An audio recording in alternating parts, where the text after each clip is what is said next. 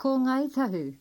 This action song was written by Auntie Wairemana Pitamariwai as Ngai Tahu contribution to the massed Māori welcome to Queen Elizabeth II at Rugby Park, Gisborne in 1971.